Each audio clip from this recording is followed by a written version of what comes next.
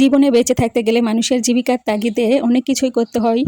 দেশের মায়া কাটিয়ে আপনজনের মায়া কাটিয়ে কিন্তু দূরপ্রবাসে থাকতে হয়। স্বপ্ন পূরণের লক্ষ্যে আপনজনের মায়া কাটিয়ে দেশের মায়া কাটিয়ে কিন্তু চলে যেতে হয়। অনেকেই দীর্ঘস্থায়ী প্রবাস জীবন বেছে নেয়। হ্যালো এভরিওয়ান, আসসালামু আলাইকুম। নতুন একটি ব্লগ ভিডিও নিয়ে আবারও চলে আসলাম। আশা করছি ভিডিওর শুরু থেকে শেষ পর্যন্ত সাথে থাকবেন। তো আজকে আমরা ঢাকায় এসেছিলাম একটা কাজে। তো কাজ শেষে আমরা একটা রেস্টুরেন্টে এসেছিলাম আর এখানে গ্রিল আর নান রুটি অর্ডার করেছিলাম। এখানকার খাবার মোটামুটি ভালোই ছিল। তো যাই হোক, আমরা বিমানবন্দর রেলওয়ে স্টেশনে এসেছি আর সেখান থেকে ভাবলাম যে বিমানবন্দর থেকে একটু ঘুরে আসি। আসলে আমাদের ট্রেন ছিল 9টা 15 মিনিটে আর এখানে আমাদের বেজেছিল সন্ধ্যা 7টা। তো এই সময়টাতে আমরা কি করব, এই জন্য আসলে বিমানবন্দরে ঘুরতে এসেছি। অলরেডি এর আগে আমি একটা রিলস দিয়েছিলাম বিমানবন্দর থেকে। তো অনেক আপুরাই জানতে চেয়েছিলেন যে আমি কি দেশের বাইরে যাচ্ছি কি না। তো এই তো বলে দিলাম আমি আসলে দেশের বাইরে যাচ্ছি না, এখানে ঘুরতে এসেছি।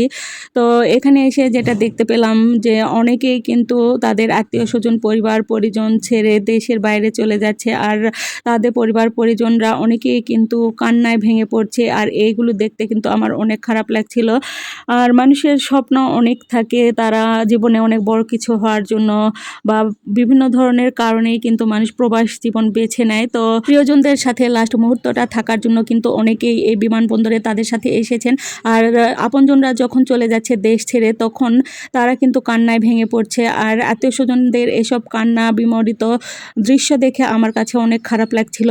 তো আসলে মানুষের জীবনে বেঁচে থাকতে গেলে অনেক চাহিদার প্রয়োজন মেটাতে দেশ ছেড়ে চলে যেতে হয়। কেউ বা কোম্পানিতে জব করতে যাচ্ছে, কেউ বা পড়াশোনা করার জন্য যাচ্ছে। তো যাই হোক, যে যার স্বপ্ন পূরণে কিন্তু এখান থেকে চলে যাচ্ছে আপনজনদেরকে ছেড়ে। আর এই দৃশ্যগুলো দেখতে কিন্তু আসলে মনটা খারাপ হয়ে যায়। তো যাই হোক, যে যার কাজে চলে যাচ্ছে, এটাই সবাই স্বপ্ন পূরণ করতে যাচ্ছে। স্বপ্ন পূরণ করে দেশে ফিরুক এই শুভকামনাই জানাই। তো তারপর ঘোরাফেরা শেষে আমরা একটা ক্যান্টিনে চলে এসেছি। তো এখানে কিন্তু অনেক রকমের খাবার ছিল, বাচ্চার জন্য খাবার নিতে এসেছিলাম। তো হালকা পাতলা খাবার খেয়ে কিছু খাবার নিয়ে আমরা আবারও ঘুরছিলাম। আর এই যে দেখতে পাচ্ছেন এখানে কিন্তু মহিলাদের জন্য নামাজের সুব্যবস্থা করা আছে আর পরিবেশটা অনেক ভালো ছিল। সব কিছু মিলিয়ে ঘুরতে ভালোই লাগছিল। আপনারা সবাই তো জানেন পুরো বিমানবন্দর ঘুরে দেখাতে গেলে অনেক সময় লাগবে, অনেক বড় একটা এরিয়া। তো পুরো বিমানবন্দর আসলে আমি ঘুরতে পারি নাই। যা যা ঘুরতে পেরেছি, যা ভিডিও শ্যুট করেছি সেটাই আপনাদের সাথে শেয়ার করলাম। আর আপনারা অবশ্যই প্রবাসী ভাই বোনদের জন্য মন থেকে দোয়া করবেন, সবাই যেন সুস্থ থাকে, ভালো থাকে, নিরাপদে থাকে। আর অবশ্যই আমার পরিবারের জন্য দোয়া করবেন, আমি আমার পরিবার পরিজনদেরকে নিয়ে যেন সুস্থ থাকি, ভালো থাকি। আমি মন থেকে দোয়া করব আপনারা সবাই সুস্থ থাকুন, ভালো থাকুন, নিরাপদে থাকুন।